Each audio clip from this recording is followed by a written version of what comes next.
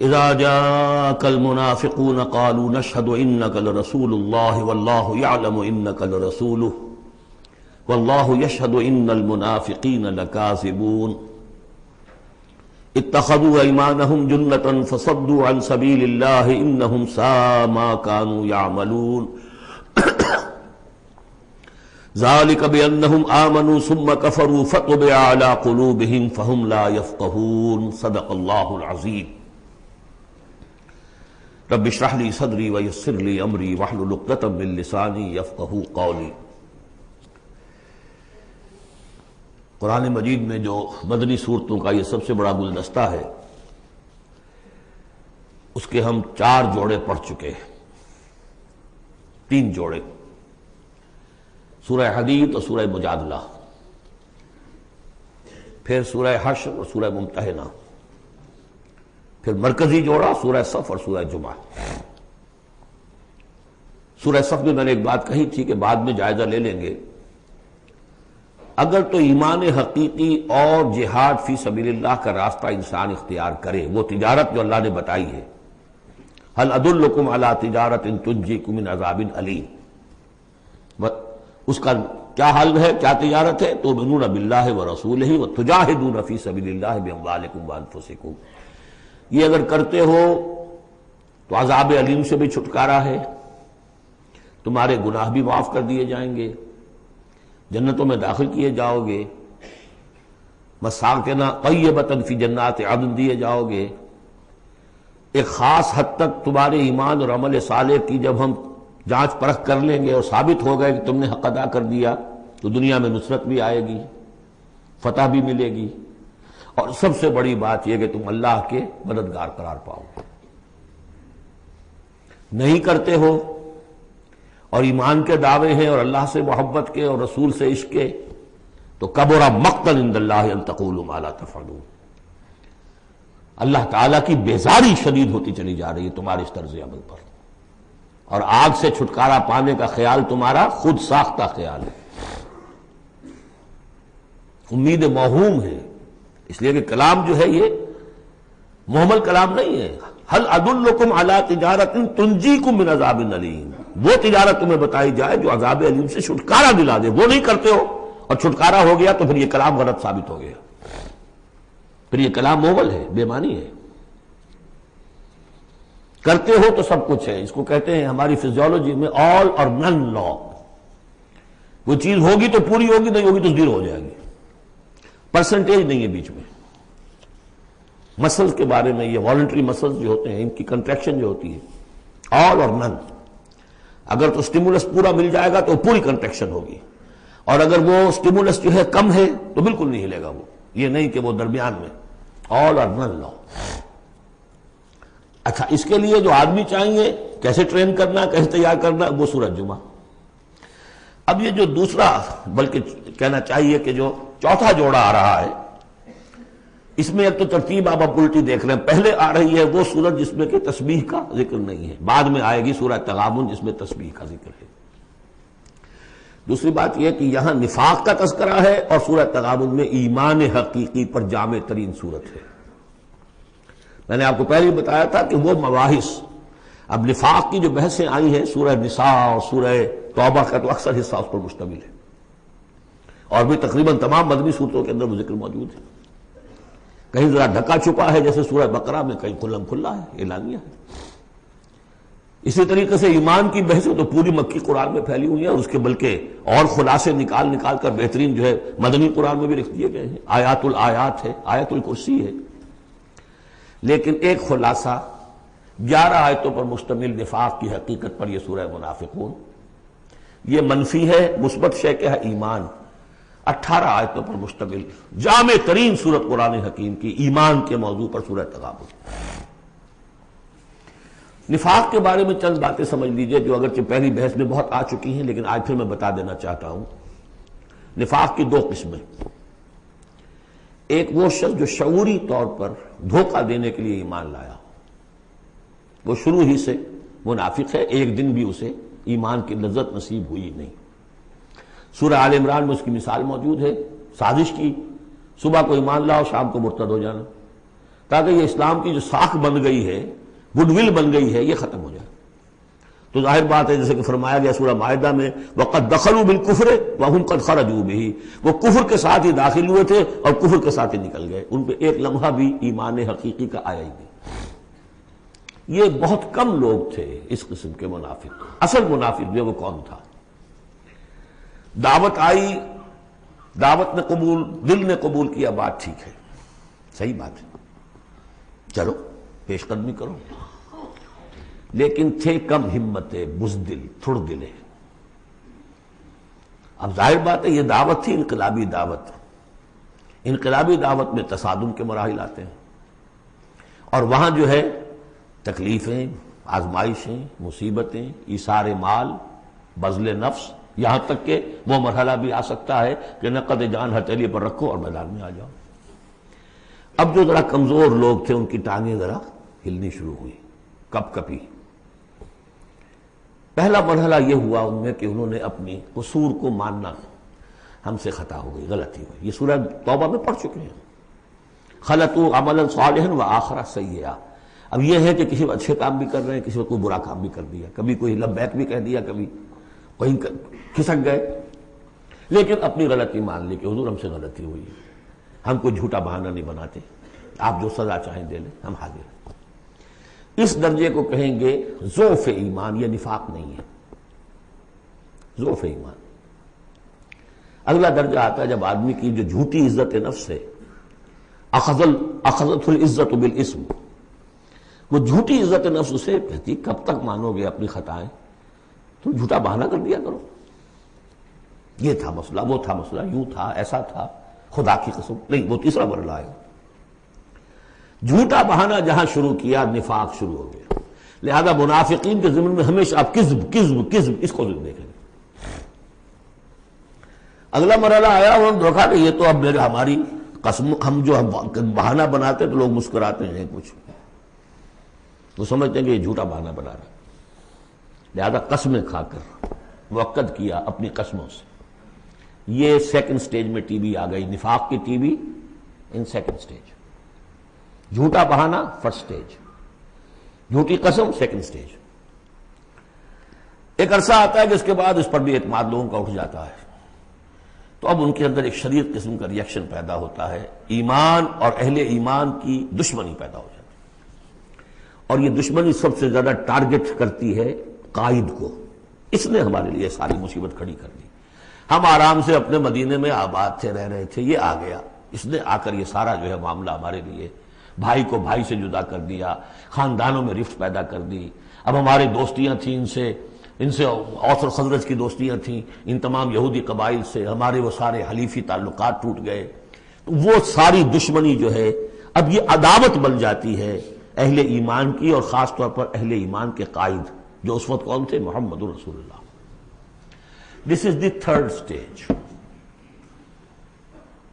یہ T B کی وہ تھرڈ سٹیج ہے جو پہلے کبھی ہو جاتی تھی تو ہم سمجھتے تھے کہ اب یہ لا علاج ہے۔ یہ ہے نفاق کی اصل حقیقت۔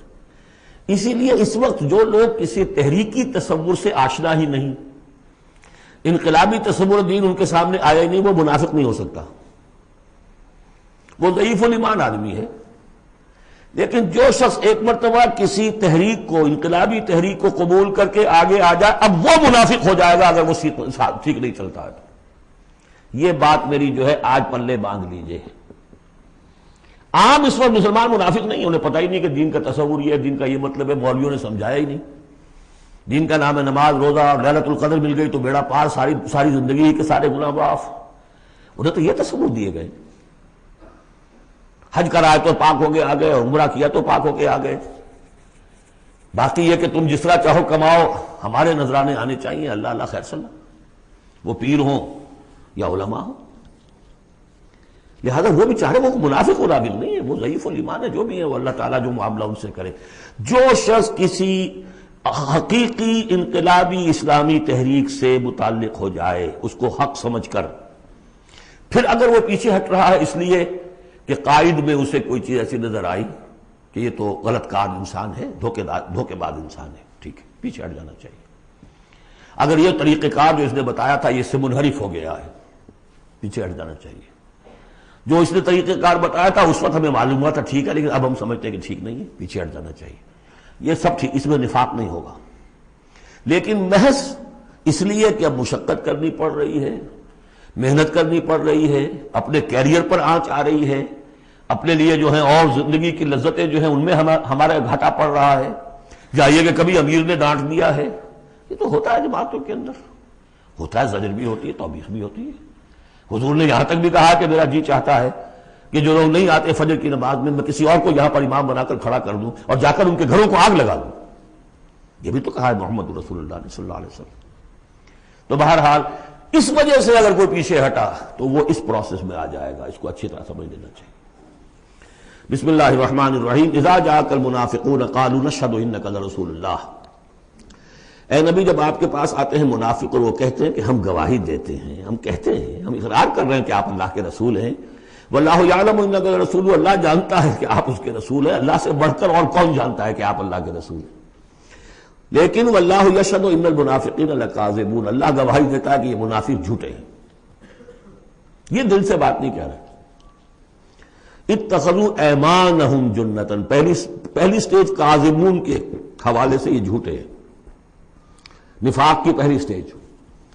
پھر انہوں نے اپنی قسموں کو ڈھال بنا لیا. اتخذوا ایمانہم جنۃ فصدوا عن سبیل اللہ، انہوں نے اپنی قسموں کو ڈھال بنا کر اور اللہ کے راستے سے رک گئے. خدا کی قسم یہ مسئلہ تھا، میں اس لیے نہیں جا سکا، میری بیوی بیمار تھی، کوئی دیکھنے بھالنے والا نہیں تھا. انہم ساء ما کانوا یعملون، یہ بہت ہی برا کام ہے جو کر رہے ہیں. ذالک بانہم آمنوا ثم کفروا، یہ وہ لوگ ہیں جو ایمان لا کر کافر ہوئے ہیں. یہ وہ لوگ نہیں ہیں جو دھوکے ہی سے ایمان میں داخل ہوئے تھے. تھوڑی سی پونجی انہیں ملی تھی ایمان کی، آئے تھے اس وقت بدنیت نہیں تھے، ان کی فطرت نے اپیل کیا تھا اس دعوت نے. لیکن اب جو پاؤں ان کے ہلے ہیں وہ انہیں کیا پتا تھا کہ یہ شہادت گاہ الفت میں قدم رکھنا ہے. لوگ آسان سمجھتے ہیں مسلمان ہونا، یہ تو انہیں معلوم نہیں تھا. یہ تو معلوم نہیں تھا وَلَنَبْلُوَنَّكُمْ بِشَيْءٍ مِّنَ الْخَوْفِ وَالْجُوعِ وَنَقْصٍ مِّنَ الْأَمْوَالِ وَالْأَنفُسِ وَالثَّمَرَاتِ وَبَشِّرِ الصَّابِرِينَ. وہ تو بن گئے تھے مسلمان. جیسے آئے حضور، پورے اوس و خزرج کے قائدین ایمان لا چکے تھے، سارا قبیلہ لے آیا، ٹھیک ہو گیا. انہیں کیا پتا تھا کیا کچھ آ رہا ہے اس کے پیچھے. یہ ایمان جو ہے یہ تو یوں سمجھیے کہ ٹپ آف دی آئس برگ ہے، اس کے نیچے جو اصل جو آیا ہے برف کا توتا، تو وہ پھر ان کے پاؤں ہے. اس میں بھی جب تک اقرار ہو اپنے تقصیر کا تو وہ ذوف ایمان کہلائے گا، نفاق نہیں. خذ من اموالہم صدقۃ تطہرہم وتزکیہم بہا، ایسے لوگوں کا علاج بھی سورہ توبہ میں آ چکا ہے. لیکن جھوٹ بہانا پہلی منزل، جھوٹی قسم دوسری منزل، اور پھر عداوت آگے آئے گی چل کر اسی صورت میں. ذالک بانہم آمنوا ثم کفروا، یہ اس لیے کہ ایمان لائے پھر کفر کیا. فطبع علی قلوبہم، اب اللہ نے ان کے دلوں پر مہر کر دی ہے. فہم لا یفقہون، اب یہ تفقہ حقیقی تفقہ سے خالی ہو چکے. وَإِذَا رَأَيْتَهُمْ تُعْجِبُكَ أَجْسَامُهُمْ، جب اے نبی آپ انہیں دیکھتے ہیں ان کے جسم آپ کو بڑے اچھے لگتے ہیں، بڑے تن و توش والے ہیں. وَإِن يَقُولُوا تَسْمَعْ لِقَوْلِهِمْ، جب وہ آپ سے بات کرتے ہیں تو آپ بڑے غور سے سنتے ہیں. چودھری لوگ جو ہوئے، سرمایہ دار بھی ہوئے، چودھری بھی ہوئے، تو ان کی حیثیت ہے تو آپ توجہ سے سنتے ہیں ان کی بات. کأنہم خشب مسندہ، اے نبی یہ تو ان سوکھی لکڑیوں کے مانند ہیں جو اپنے بل پر نہیں کھڑی ہوا کرتی، انہیں ٹیک لگا کر کھڑا کیا جاتا ہے.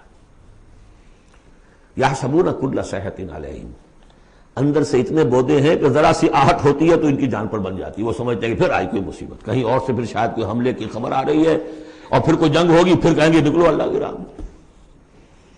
یحسبون کل صیحۃ علیہم، اپنے اوپر ہی سمجھتے ہیں ہر آہٹ کو. ہم العدو، یہ تیسری سٹیج ہے. یہ اب اصل دشمن یہ ہے. باہر کا دشمن جو آ رہا ہے ابو جہل لشکر لے کر یا ابو سفیان لشکر لے کر، وہ اتنا خطرناک نہیں جتنے کہ یہ ہے. یہ بارے آستین ہے، یہ اندر سے ڈنک مارنے والا. ہم العدو، اصل دشمن یہ ہے. فاحذرہم، ان سے بچ کر رہو، چوکس رہو، چوکنے رہو، چاہے معاف کرتے رہو. یہ بات دوسری ہے. حضرت مسیح کا قول آپ کو سنا چکا ہوں کہ فاختہ کے مانند بے ضرر، لیکن سانپ کے مانند ہوشیار رہو. سانپ چوکنا کتنا ہوتا، لیکن سانپ ضرر بھی پہنچا دیتا. تم چوکنے تو ویسے رہو جیسے سانپ ہوتا ہے، بے ضرر ایسے رہو جیسے کہ فاختہ ہوتی ہے. حضور کی یہی شان تھی. جس نے آگے جھوٹی قدم کھائی جدا، ٹھیک ہے بھائی جاؤ، ٹھیک ہے، مروت، شرافت، جس پر کہ پھر اللہ کی طرف سے گرفت بھی آ گئی. عفا اللہ عنک لما اذنت لهم، اللہ معاف کرے آپ کو، یا اللہ نے آپ کو معاف کر دیا، کیوں آپ نے ان کو اجازت دے دی. وَإِذَا قِيلَ لَهُمْ تَعَالَوْا قَاتَلَهُمُ اللَّهُ أَنَّىٰ يُؤْفَكُونَ، اللہ ان کو قتل کرے، گردن مارے اللہ ان کی، کہاں سے یہ پھرائے جا رہے ہیں. یعنی قسمت کی خوبی دیکھیے، ٹوٹی کہاں کمند، دو چار ہاتھ جبکہ لبے بام رہ گیا. محمد کا زمانہ نصیب ہوا صلی اللہ علیہ وسلم، ان کی دعوت پر لبیک کہنا نصیب ہو گیا، یہ نصیب اللہ اکبر لوٹنے کی جائے. لیکن کہاں سے یہ واپس پھرے، کس جگہ کمند ٹوٹی ہے. وَإِذَا قِيلَ لَهُمْ تَعَالَوْا يَسْتَغْفِرْ لَكُمْ رَسُولُ اللَّهِ، جب ان سے کہا جاتا آؤ بھائی غلطی مان لو اپنی، تو اللہ کے رسول تمہارے لیے استغفار کریں گے. تو رسول کی دشمنی تو ان کے دل میں بنی ہوئی ہے، کیسے آئیں؟ جب کہا جاتا آؤ تمہارے لیے اللہ کے رسول استغفار کریں گے اللہ سے، لَوَّوْا رُؤُوسَهُمْ، وہ اپنے سروں کو مٹکا، جی آئیں گے ٹھیک ہے ذرا میں بعد میں آؤں گا. وَرَأَيْتَهُمْ يَصُدُّونَ وَهُمْ مُسْتَكْبِرُونَ، اور آپ دیکھتے ہیں انہیں کہ وہ رک جاتے ہیں، آتے نہیں. تکبر ہے، مستکبرون. اب نبی کے سامنے جا کے روز روز اپنی خطاؤں کو ہم اعتراف کرتے رہے. ہماری بھی کوئی عزت نفس ہے؟ یہ کیا ہے جس وقت چاہا ہمیں ڈانٹ دیا؟ آخر یہ کہ عزت نفس ہے ہماری بھی. سواء علیہم استغفرت لہم ام تستغفر لہم ام لم تستغفر لہم، برابر ہے ان کے لیے نبی، چاہے آپ ان کو معاف فرمائیں، آپ استغفار کریں چاہے نہ کریں، لن یغفر اللہ لہم، اللہ ان کو ہرگز معاف نہیں کرے گا. اس سے اگلی سٹیج میں یہ آیت آ چکی ہے سورہ توبہ میں، استغفر لہم او لا تستغفر لہم ان تستغفر لہم 70 مرۃ فلن یغفر اللہ لہم. اب اے نبی ان کے لیے تو چاہے آپ استغفار کریں چاہے نہ کریں، آپ 70 مرتبہ بھی استغفار کریں گے تب بھی اللہ ان کو معاف نہیں کرے گا. اور حضور کی مربت دیکھیے، حضور فرماتے ہیں کہ اگر مجھے یہ معلوم ہوتا کہ 70 سے زیادہ مرتبہ استغفار کرنے سے ان کی نجات ہو جائے گی تو میں 70 سے زیادہ مرتبہ استغفار کرتا. لیکن یہاں 70 مراد نہیں ہے، 70 سے مراد جتنی چاہے آپ استغفار کر لیں. ہم الذین، اب یہ عداوت کا جو ہے ان کا جو نقشہ ہے، یہ واقعات پیش کیے جا رہے ہیں. ایک غزوے سے واپسی پر دو مسلمانوں کی کچھ لڑائی ہو گئی، ایک مہاجر تھے اور ایک تھے انصاری. اب وہ پانی بھرنے پر کہیں، بلکہ ان کی بھی نہیں، ان کے خادموں کی لڑائی ہو گئی تھی. اس کو وہاں منافقوں نے اچھال دیا، مہاجرین اور انصار کا جھگڑا بنا دیا، اور کہا اس وقت آ کے عبداللہ ابن ابی نے، دیکھو تم نے اصل میں اے مدینے والو، یثرب والو، تمہاری مثال تو وہی ہے جو کہتے ہیں کہ سمن کلبک یا کو لوگ اپنے کتے کو کھلا پلا کے موٹا کرو، کس کا بھی تمہیں ہی کاٹے گا. تم نے ان کو جگہ دی، پناہ دی، کھلایا پلایا، اب یہ تمہارے سر کو آ رہے ہیں، غریبانوں کو آ رہے ہیں. خدا کی قسم اگر ہم اب مدینے پہنچ گئے تو ان ذلیلوں کو وہاں سے نکال باہر کریں گے. ان کی یہ جرت، انصاری کا خادم اور ایک مہاجر کا خادم لڑے ایک انصاری کے خادم سے. ہم نے پناہ دی، اپنے ٹکڑے کھلائے ان کو، اپنی جگہ دی، اور آج ہی ہمارے سروں کو آ رہے ہیں، ہمارے منہ کو آ رہے ہیں. یہ بکواس اس نے کی. وہاں موجود تھے ایک نوجوان زید ابن ارقم، انہوں نے جا کے حضور کو بتا دیا. حضور نے بلایا، نہیں جی جھوٹ پتہ میں نے نہیں کہا، یہ چھوکرے نے پتہ نہیں کہاں سے سن لیا، یہ چھوکرا کیا ہے یہ، اور آپ اس کی بات مان رہے ہیں میرے معاملے میں. خاموش رہے حضور. پھر یہ آیات اتر گئی جس نے چھوکرے کو صحیح ثابت کیا کہ کہا انہوں نے یہ. تو حضور نے فرمایا کہ لڑکے کے کان نے غلط نہیں سنا تھا. لیکن ایک بات نوٹ کر لیجئے، ان معاملات میں بھی حضور کوئی اقدام نہیں کر سکے عبداللہ ابن ابی کے خلاف. یہ نوٹ کرنے کی بات ہے. یہ جو لوگ سمجھتے ہیں کہ مکمل سٹیٹ قائم ہو چکی تھی مدینے میں، فوراً حضور کے جاتے ہی بڑی حماقت کے اندر مبتلا ہے. یہ ضرور ہے کہ حضور کو وہاں ایک حیثیت حاصل ہو گئی، لیکن جو تصور ہمارا ہے اس زمانے میں سٹیٹ، ریاست میں کبھی یہ ہو سکتا ہے کہ فوج میں سے 1000 میں سے 300 بھاگ جائیں، ان سے کوئی بات پرس بھی نہ ہو بعد میں. Is it possible؟ آج کی جدید ریاست میں کہیں یہ ممکن ہے کہ آپ کہیں اور عدالت، کسی اور عدالت میں اپنا مقدمہ لے جائیں؟ محمد کی عدالت میں نہیں جانا جی، ہمیں تو یہودیوں کی عدالت میں جانا. منافقین یہ کرتے تھے، کوئی پکڑ نہیں تھی. پکڑ کب شروع ہوئی ہے؟ فتح مکہ کے بعد. اب یہ اس کی خوش قسمتی تھی عبداللہ ابن ابی کہ اس سے پہلے یہ واصل جہنم ہو گیا خود ہی. ورنہ یہ کہ فتح مکہ کے بعد ریاست قائم ہوئی ہے. یہی وجہ کہ اس کے بعد پھر جب جنگ کا اعلان ہوا ہے تو جو نہیں گئے ان سے باس پرس ہوئی ہے، حساب کتاب ہوا، اس سے پہلے نہیں۔ تو اصل میں اسٹیٹ جو ہے عبداللہ ابن ابی کا یہاں پہ بھی خاموش۔ ایک موقع پر جب کہ تہمت کا معاملہ چل رہا تھا تو ایک دفعہ حضور کی زبان مبارک سے ایسے الفاظ میں نکل گئے، دکھا دل، کہ کیا کوئی شخص نہیں ہے کہ جو مجھے اس ایذا رساں شخص جو ایذا پہنچا رہا ہے اس کی ایذا سے بچا سکے۔ اندیا ظاہر تھا صاف کہ کیا کوئی شخص اس کو قتل نہیں کر سکتا۔ اب واقعات مختلف آتے ہیں، ایک واقعے میں تو یہاں تک آتا ہے کہ سعد ابن معاذ موجود تھے، انہوں نے کہا کہ حضور آپ مجھے حکم دیجئے میں قتل کرتا ہوں اس کو۔ سعد ابن عبادہ تھے، وہ خزرج میں سے تھے، وہ فوراً تم یہ اس لیے کہہ رہے ہو کہ وہ خزرج کا آدمی ہے۔ تو معلوم یہ ہوا کہ وہ جو قبائلی عصبیتیں تھیں کسی نہ کسی درجے میں ابھی موجود تھیں، ایک دن میں صاف نہیں ہوتی یہ چیزیں۔ پھر حضرت سعد ابن عبادہ کہتے ہیں حضور سے، حضور اس شخص کے معاملے میں نرمی کیجئے، اصل میں اس شخص کو ہم بادشاہ بنانے کا فیصلہ کر چکے تھے، اس کے لیے ہم تاج تیار کر چکے تھے، آپ آئے تو اس کے سارے خواب جو ہیں وہ بکھر گئے، اس کا ایک طرز عمل ہے، لیکن یہ کہ اس کا اثر ہے ہمارے قبیلے میں۔ حکمت اور مصلحت کا تقاضا یہ ہے کہ اس کے خلاف اقدام نہ کیا جائے، یہ بات سمجھ میں۔ ابھی ریاست اس درجے کی نہیں تھی کہ ان تمام چیزوں کو بالکل، ان مصلحتوں کو بالکل نظر انداز کرتے ہوئے جو قدم چاہے اٹھا دیں، یہ نہیں۔ اب کتنا بڑا کفر ان کا چلا آ رہا ہے یہاں پر۔ ہم الذین یقولون لا تنفقوا علی من عند رسول اللہ حتی ینفضوا، یہی ہیں وہ لوگ جو کہتے ہیں کہ مت خرچ کرو ان پر جو اللہ کے رسول کے گرد جمع ہو گئے ہیں، دیکھنا ان بستیوں کو تم کے ویراں ہو گئیں، یہ سب بھاگ جائیں گے اگر تم ان کے اوپر خرچ نہ کرو، حتی ینفضوا، یہاں تک کہ وہ منتشر ہو جائے۔ وَلِلَّهِ خَزَائِنُ السَّمَاوَاتِ وَالْأَرْضِ، حالانکہ اصل خزانے کائنات کے آسمان اور زمین کے اللہ کے اختیار میں ہے، وَلَٰكِنَّ الْمُنَافِقِينَ لَا يَفْقَهُونَ، لیکن ظاہر بات ہے کہ منافقین اس کا فہم نہیں رکھتے۔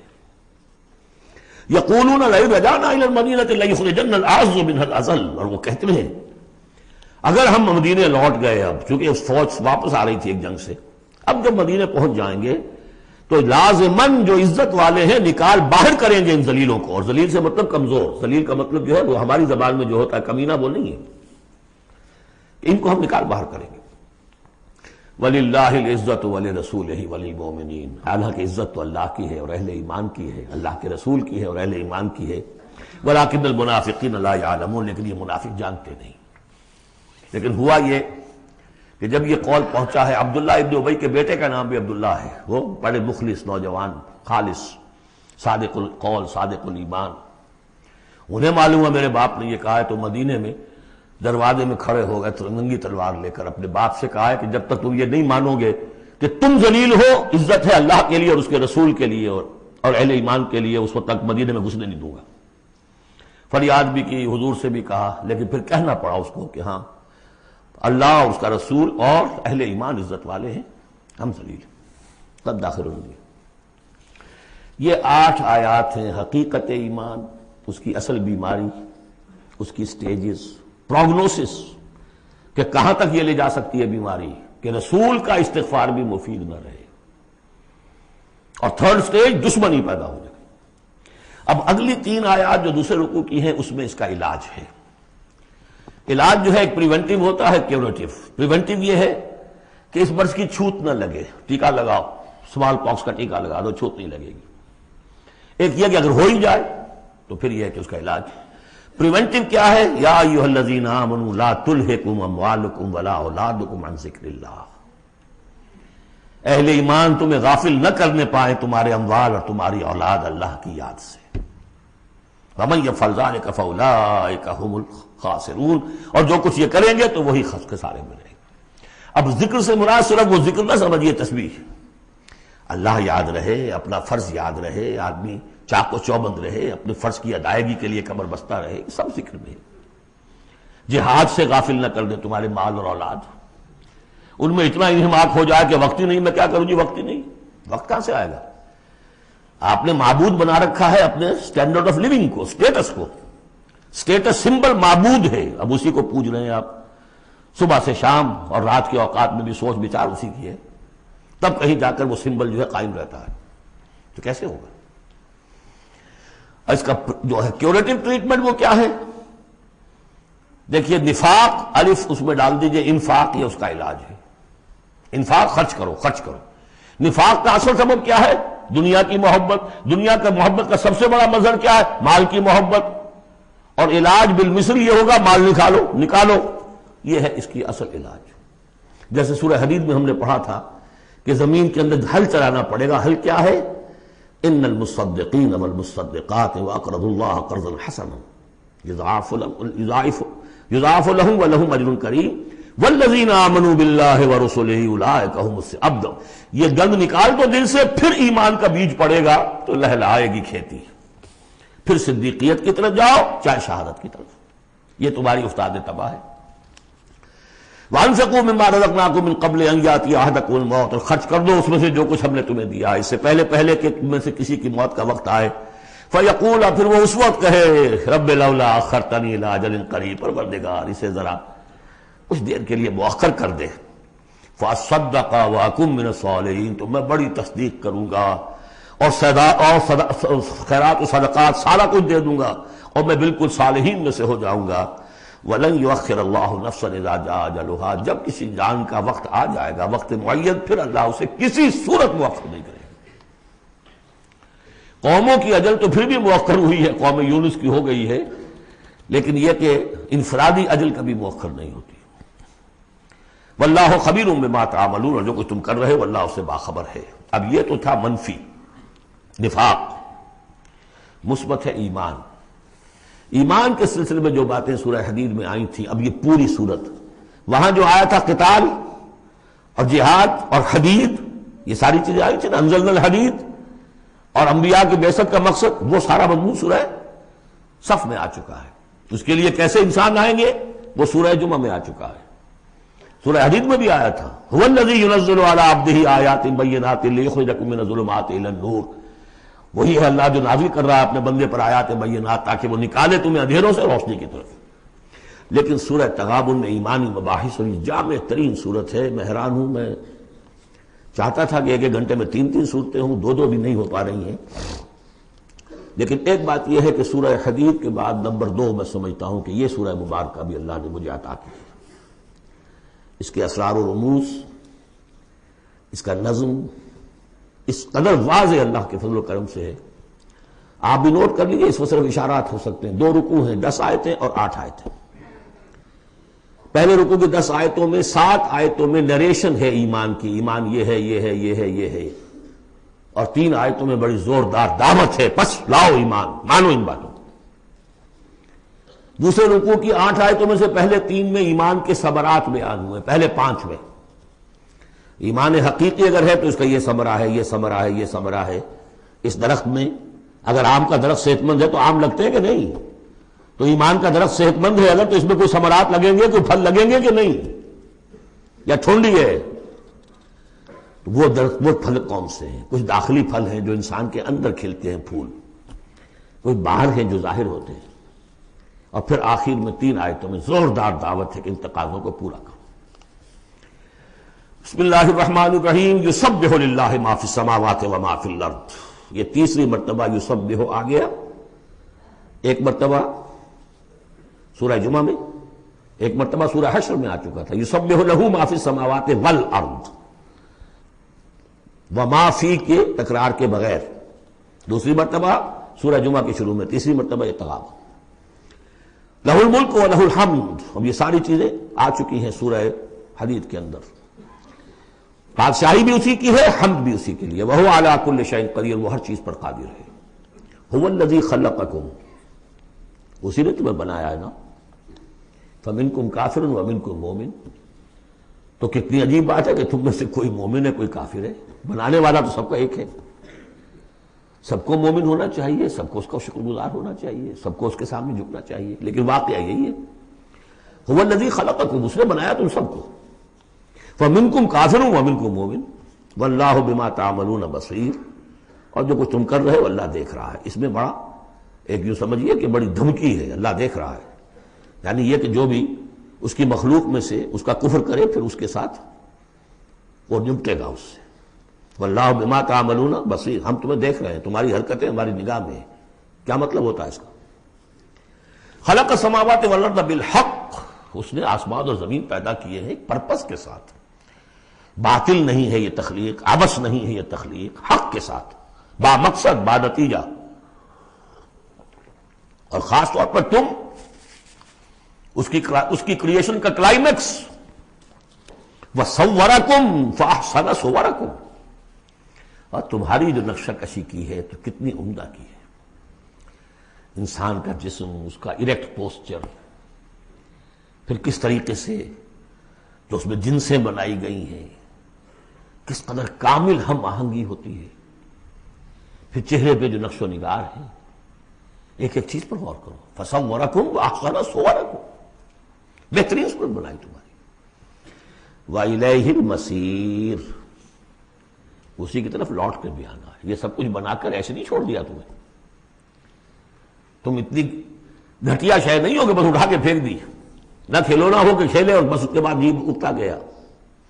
یہ ایک سیریس کریشن ہے، پرپسفل ہے، نتیجہ نکلے گا. اب دیکھیے ایک آیت میں جمع کیا ہے وہ تمام جو ایمانیات، ایمان بالعلم، علم خداوندی کا جو ایمان ہمارا ہونا چاہیے.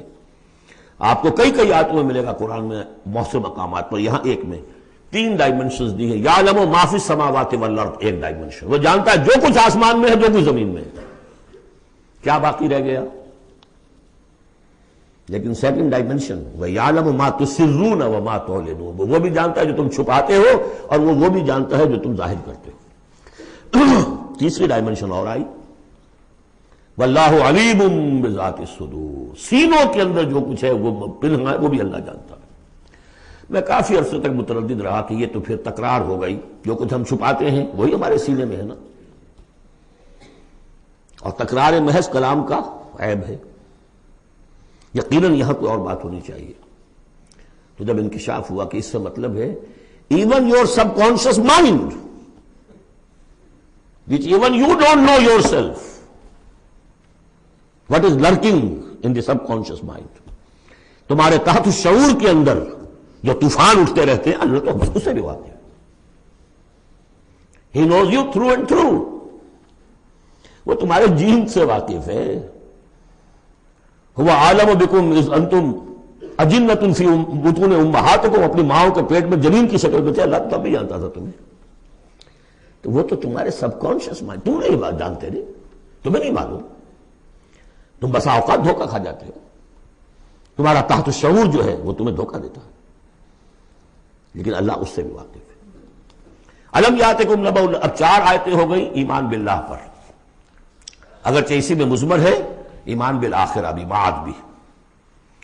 2 آیتیں ایمان باللہ پر. الم یاتکم نبأ الذین کفروا من قبل، کیا تمہارے پاس خبریں آ نہیں چکی ہیں ان لوگوں کی جنہوں نے کفر کیا تھا پہلے؟ قوم نوح، قوم ہود، قوم صالح، پورا مکی قرآن پڑھ چکے ہو نا.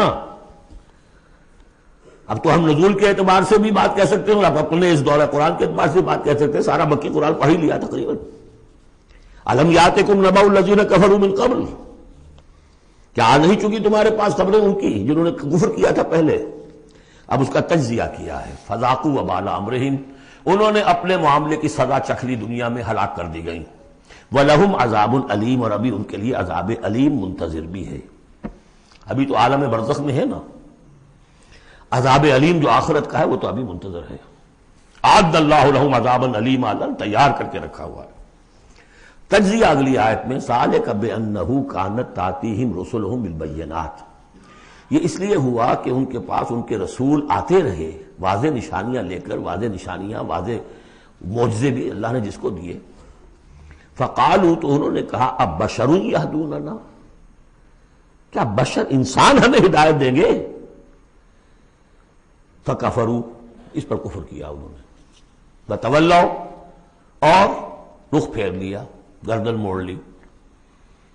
واستغنى اللہ، اللہ بھی غنی ہے، اللہ تو غنی ہے ہی ہے. واللہ غنی حمید، اللہ غنی ہے، حمید ہے. اللہ نے بھی کہا دفع ہو جاؤ، جدھر جانا جاؤ. اب یہاں آیا بہت باریک نکتہ، شاید آپ کو بھی وہ برا لگے، اچھا نہ لگے. دیکھیے ایک ہی بیماری ہوتی ہے وہ کبھی کسی شکل میں ظہور کرتی ہے، کبھی کسی شکل میں ظہور کرتی ہے۔ وہی کینسر ہے، اس کی کسی جگہ کا جا کر کوئی سیکنڈری بنے گی تو اس کی کچھ اور شکل ہو جائے گی، کسی اور ٹشو میں کسی اور جگہ جائے گی تو اور شکل ہو جائے گی۔ بیماری یہی ہے کہ جب رسول آتے تھے تو لوگوں نے کہا یہ تو بشر ہیں، رسول کیسے ہو سکتے ہیں؟ سمجھ میں آ رہے ہیں؟ یہی بیماری آئی بعد میں، جس کو رسول مان لیا، یہ بشر کیسے ہو سکتے ہیں؟ کوئی فرق ہے اس میں؟ وہاں بشر سامنے تھا، ہاتھ پاؤں والا، اس کا بیٹا ہے، اس کا پوتا ہے، اس کا پڑپوتا، ہم جانتے ہیں اس کو، کون ہے یہ وہی تو ہے نا، بشر سامنے تھا۔ بشریت کی بنا پر رسالت کا انکار، نبی کیسے ہو سکتا؟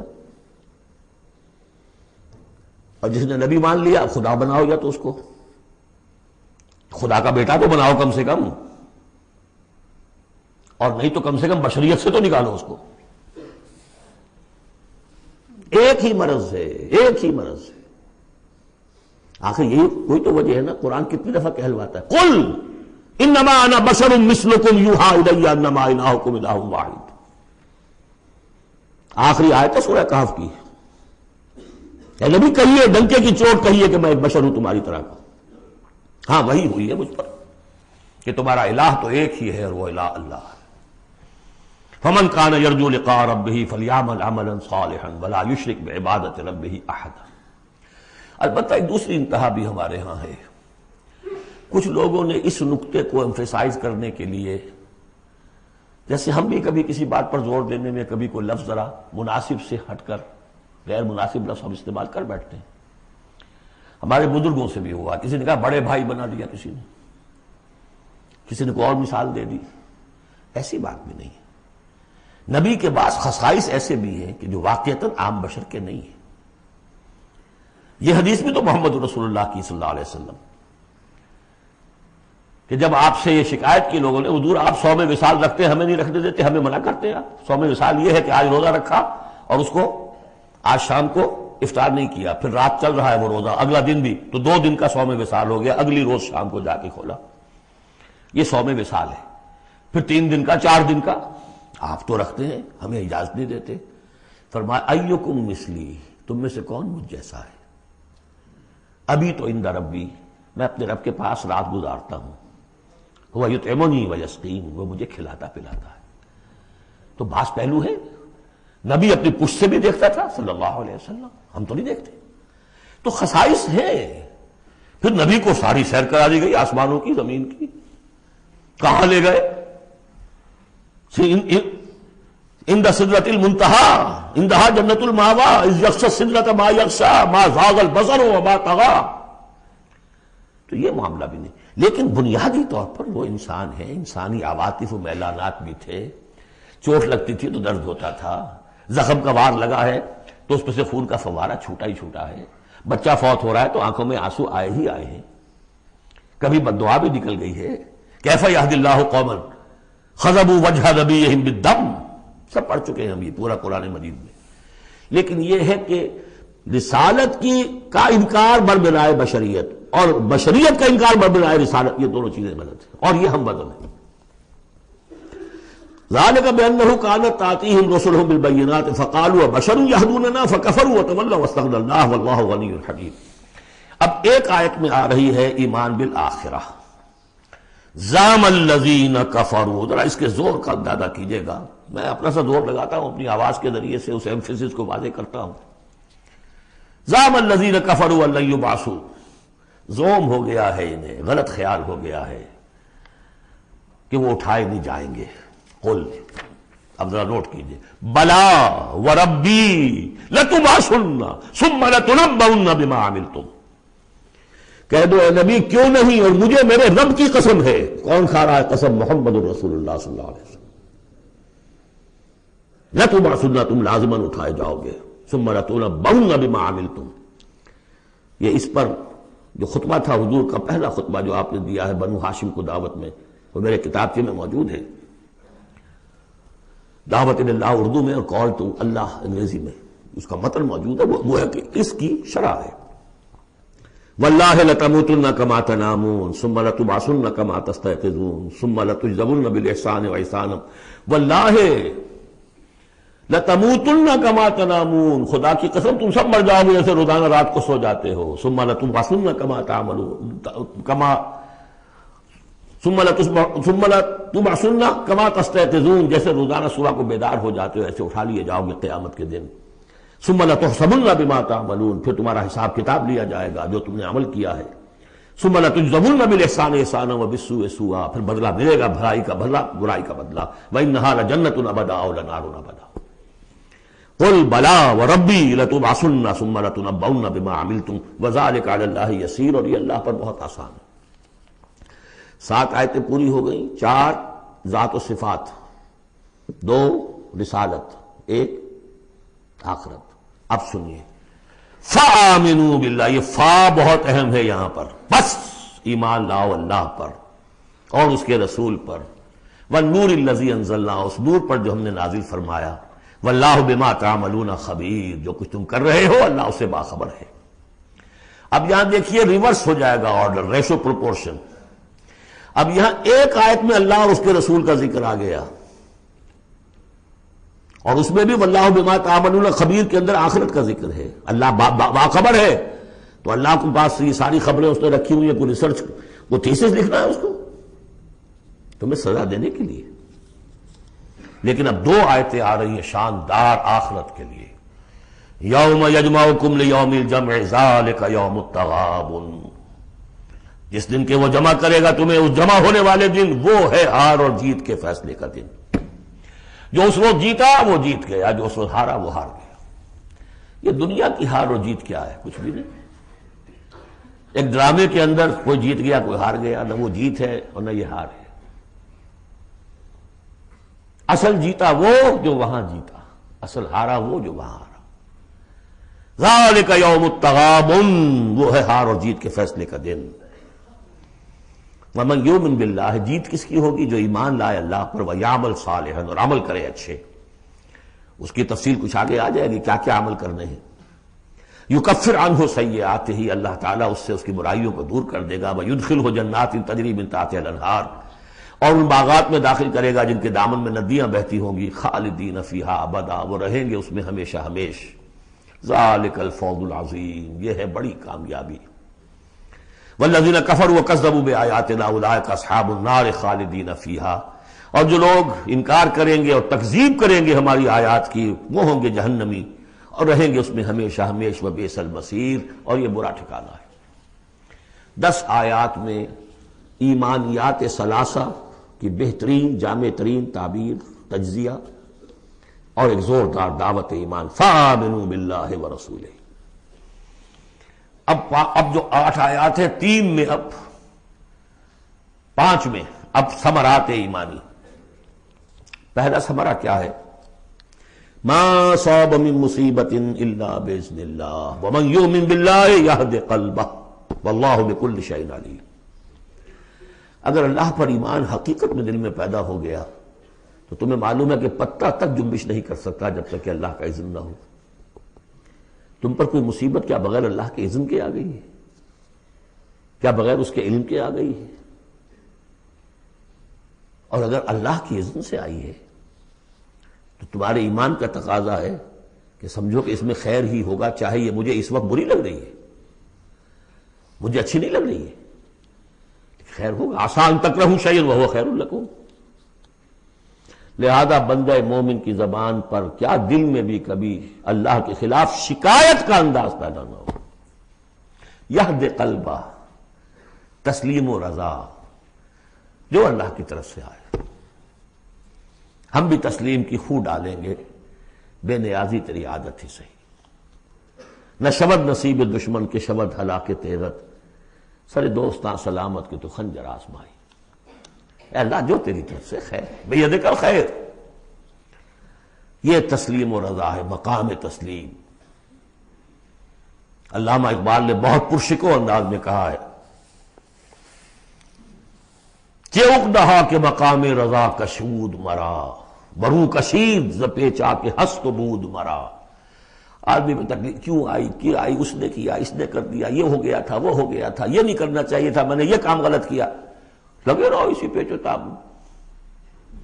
بندہ مومن کہتا ہے جو آیا میرے رب کے حکم سے آیا، کوئی بھی ذریعہ بن گیا ہو وہ ٹھیک ہے، اس سے بدلہ لیں وہ ٹھیک ہے، وہ قانون کا معاملہ ہے۔ وَلَكُمْ فِي الْقِصَاصِ حَيَاةٌ يَا أُولِي الْأَلْبَابِ، اللہ کے خلاف شکایت نہیں۔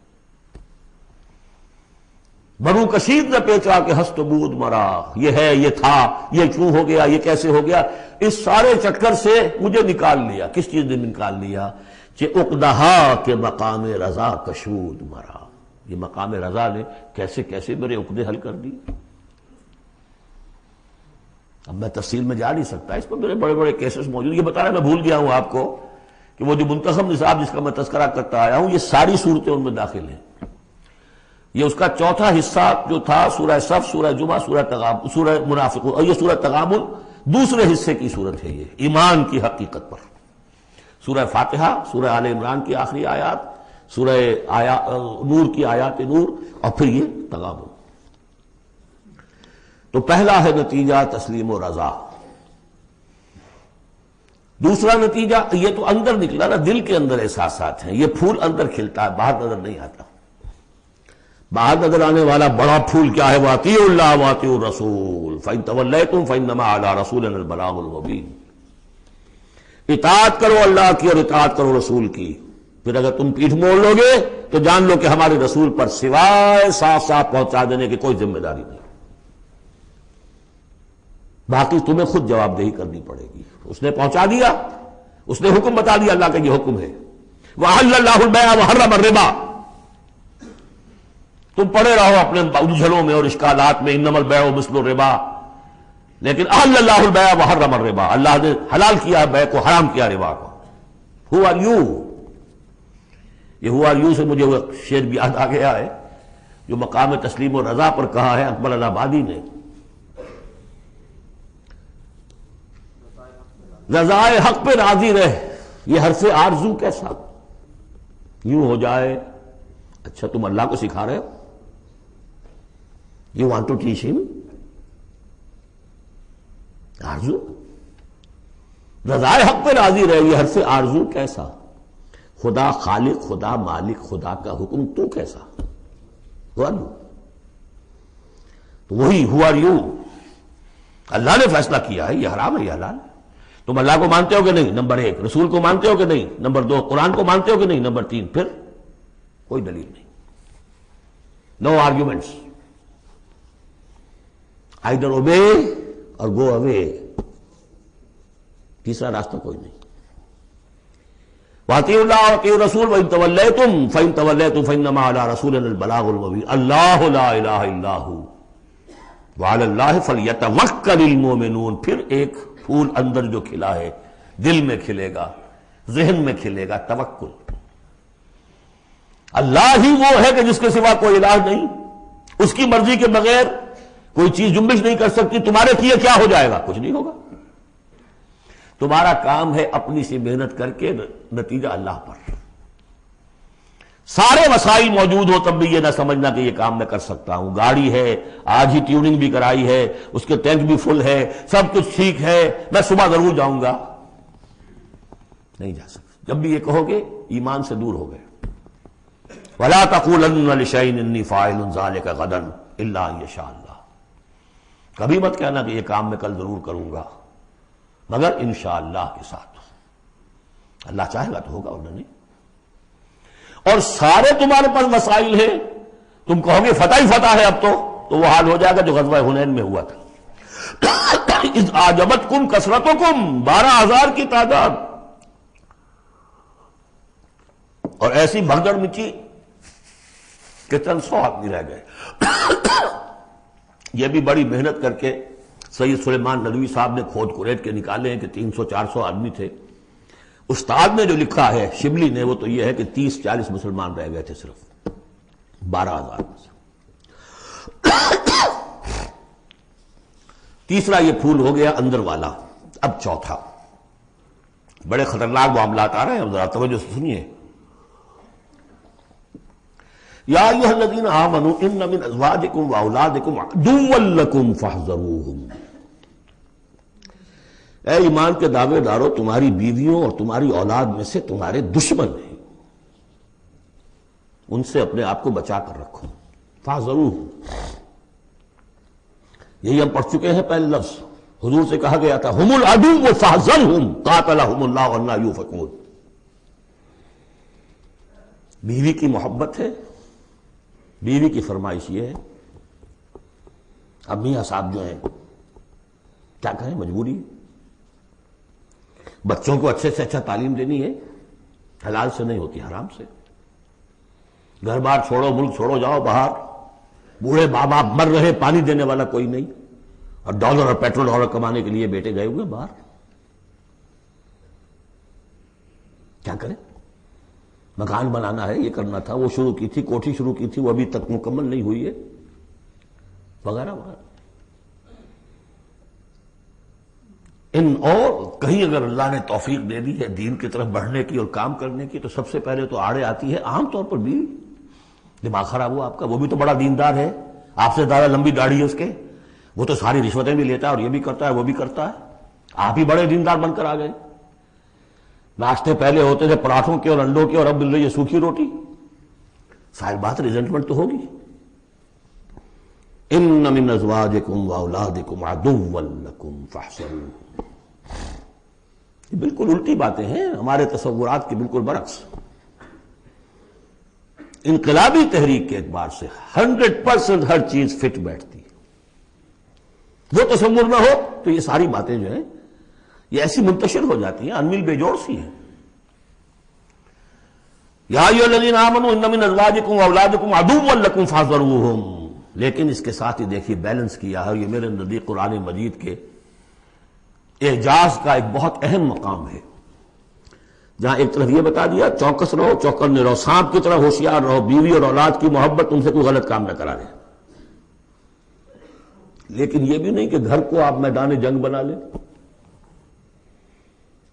بلکہ معاف کرو، بخش دو، ساتھ یہ بھی ہے بیلنس کا ہے۔ وَإِن تَعْفُوا وَتَصْفَحُوا وَتَغْفِرُوا، تین الفاظ آ رہے ہم مانی، اگرچہ معنی مختلف ہے۔ عفو کہتے ہیں کسی کو ڈھیل دینا، داڑھی کے لیے بھی آیا ہے حدیث میں اعفوا اللحیٰ، داڑھیاں چھوڑو، داڑھیوں کو بڑھاؤ۔ عفو کے معنی ایک تو پکڑ لیا فوراً چھوڑو، ڈھیل دو۔ تصفحوا، کبھی کبھی ایسا بھی ہو کہ کوئی غلطی ان کی دیکھی اور ذرا دیکھی اندیکھی کر دی، چہرہ اپنا پھیر لیا، اسے پتہ ہی نہ چلے کہ دیکھا ہے، ابا جان نے دیکھا ہے یا شوہر نے دیکھا ہے، کیونکہ ہر بات کو پکڑیں گے اگر آپ تو ضد بھی پیدا ہو جائے گی، کسی وقت جو ہے ایک نیگیٹو سائیکالوجی ڈیولپ ہو جائے گی۔ وَتَغْفِرُوا، تغفروا بخش دینا، یعنی جیسے کہ مغفر جو ہے سر کو ڈھانپ لیتا ہے، ڈھانپ دینا ان کی غلطی کو۔ وَإِن تَعْفُوا وَتَصْفَحُوا وَتَغْفِرُوا فَإِنَّ اللَّهَ غَفُورٌ رَحِيمٌ، تو اللہ بھی تو غفور اور رحیم ہے نا۔ تم چاہتے ہو کہ نہیں، جیسے سورہ نور میں آیا تھا کہ اے ابو بکر تم نے اپنے اس بھانجے یا اپنے عزیز مستح کا جو ہے جو مدد کرتے تھے روک دیا ہے، کیا تم نہیں چاہتے کہ اللہ تمہیں معاف کرے؟ اگر تم چاہتے ہو اللہ تمہیں معاف کرے تم بھی اس کو معاف کرو۔ وَإِن تَعْفُوا وَتَصْفَحُوا وَتَغْفِرُوا فَإِنَّ اللَّهَ غَفُورٌ رَحِيمٌ۔ اب یہ آ گیا، دیکھیے پہلے ایک انڈیویجول، ایک مرد مومن، اس کی زندگی میں دو پھول اندر کھلے، ایک باہر والا پھول جو ہے وہ گوبھی کا پھول ہے بہت بڑا، اندر والا ہے تسلیم و رضا توکل، اور باہر والا جو ہے اطیعوا اللہ واطیعوا الرسول، وہ تو ظاہر بات ہے کہ پورے دین کے اوپر جو ہے وہ محیط ہو گیا جو بھی حکم ہے۔ لیکن اب اس کے بعد ایک فرد کے گرد سب سے پہلا حلقہ کیا ہے؟ اس کی اولاد، اس کا گھر۔ ان من ازواجکم واولادکم عدوا لکم، یہ تمہارا ایٹیچیوڈ ہونا چاہیے اپنے گھر میں۔ ایک طرف تو وہ جو طبعی محبتیں اللہ نے ڈالی ہوئی ہیں، کہیں وہ تم سے تمہاری منزل کھوٹی نہ کرا دیں، کہیں دین کے راستے پر بڑھنے سے رکاوٹ نہ بن جائے، ہوشیار ہو، فاحذروہم، ان سے بچو۔ لیکن ساتھ ہی ہے کہ گھر کی فضا کے اندر عفو، درگزر۔ دوسرا انما اموالکم واولادکم فتنہ، جان لو تمہارے مال اور تمہاری اولاد تمہارے لیے فتنہ ہے، اسی پر تو ہم آزما رہے ہیں تمہیں۔ زین للناس حب الشہوات من النساء والبنین والقناطیر المقنطرۃ من الذهب والفضة والخیل المسومۃ والانعام والحرث، یاد ہے کہ نہیں سورہ آل عمران کی آیت؟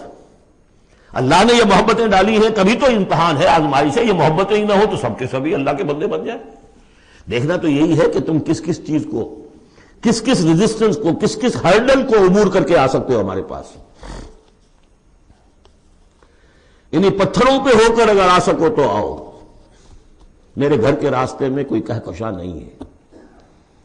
جنت جو ہے وہ بہت ناپسندیدہ چیزوں سے گھیر دی گئی ہے. تو یہ مال اولاد یہ تمہارے لیے فتنہ ہے. جانچے جا رہے اولاد کو کیا بنانے کی فکر کی تھی تم نے؟ بندہ مومن بنانے کی فکر کی تھی یا ایک پیسہ کمانے والی مشین بنانے کی فکر کی تھی؟ اور اچھی طرح جان لیجئے کسی شخص کے دل میں ایمان کتنا ہے اس کا اصل انڈیکس وہ یہ ہے کہ وہ اپنی اولاد کو کیا بنا رہا ہے. اس نے خود کتنا ہی بہروپ جو ہے وہ بنا بیٹھا ہو، بہت بڑا عالم دین اور مسند نشین اور بہت بڑا صوفی اور بہت بڑا مرشد، لیکن یہ دیکھیے اس نے اپنی اولاد کو کیا بنانے کی کوشش کی ہے. اس کا اصل جو باطن ہے وہ وہاں نظر آئے گا. ویلیوز جو اس کے اندر ہیں وہ وہاں نظر آئیں گے. اب آئی تیسری بات، انما اموالکم واولادکم فتنہ واللہ عندہ اجر عظیم. اللہ ہی کے پاس اجر عظیم ہے. اولاد سے بھی تم یہ نہ سمجھنا کہ تمہارے بڑھاپے کا سہارا بن جائے گا، یہ بھی کچھ پتہ نہیں. کیا پتہ یہی اولاد بڑھاپے میں ٹھوکریں بھی مارے. ٹھوکریں اگر پاؤں سے نہیں ماریں گے زبان سے ماریں گے. سینہ تان کر کھڑے ہو کر کہیں گے، باتیں کریں گے، ابا جان کیا آپ باتیں کرتے ہیں، دقیانوسی دوسری باتیں آپ کرتے ہیں، زمانہ بدل گیا، آپ کو کیا معلوم.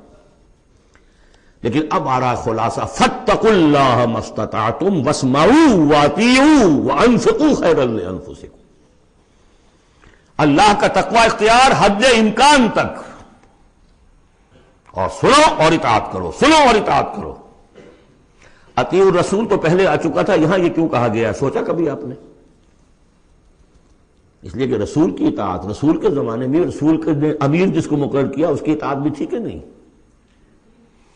من اطاعنی فقد اطاع اللہ ومن عصانی فقد عصى اللہ ومن اطاع امیری فقد اطاعنی ومن عصى امیری فقد عصانی. غزوہ احد میں اصل جو معصیت ہوئی تھی، نافرمانی ہوئی تھی، وہ کمانڈر کی ہوئی تھی، جہاں سے کہ تیر انداز ان کے حکم کے باوجود، روکنے کے باوجود چلے گئے تھے.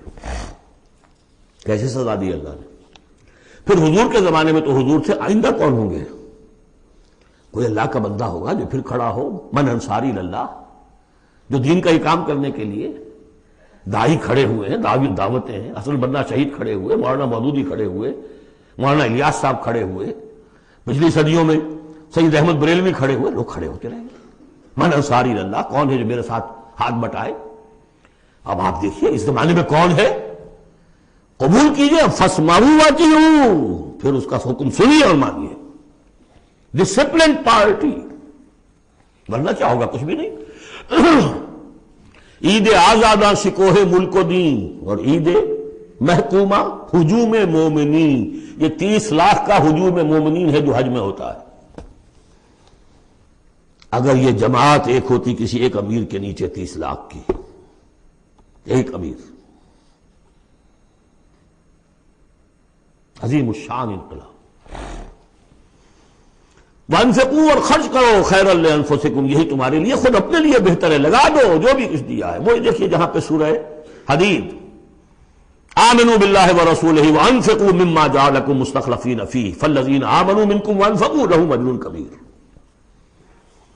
ومن یوق شح نفسہ فاولئک هم المفلحون. اور جو اپنی جی کے لالچ سے بچا لیے گئے، بخل سے نجات پا گئے، وہی ہیں کہ جو اصل میں فلاح، آخری فلاح کو پہنچیں گے. ان تقرضوا اللہ قرضا حسنا، اگر تم اللہ کو قرض حسن دو، یضاعف لکم، وہ تو اس کو تمہارے لیے دگنا کرے گا، چوگنا کرے گا، 700 گنا کرے گا. فیغفر لکم، اور تمہیں بخش دے گا. واللہ شکور حلیم، اللہ شکور بھی ہے، حلیم بھی ہے. شکور اتنا ہے کہ تم جو بھی کچھ کرتے ہو قدر کرتا ہے کہ میرے بندے نے یہ کیا میرے لیے. اور حلیم اتنا ہے کہ تم نہیں بھی دیتے تو فوراً تمہاری گردن نہیں ناپتا. حلیم التبع ہے. عالم الغیب والشہادہ، وہ جاننے والا ہے کھلے اور چھپے کا، تمہارے سامنے جو کچھ ہے وہ بھی اور جو تم سے غائب ہے اس کا بھی. العزیز الحکیم، یہ وہ صورت تھی جس کے شروع میں العزیز الحکیم نہیں آیا تھا، یہاں اختتام پر آ گیا. وہ العزیز ہے الحکیم. بارک اللہ لی ولکم فی القرآن العظیم ونفعنی وإیاکم بالآیات والذکر الحکیم.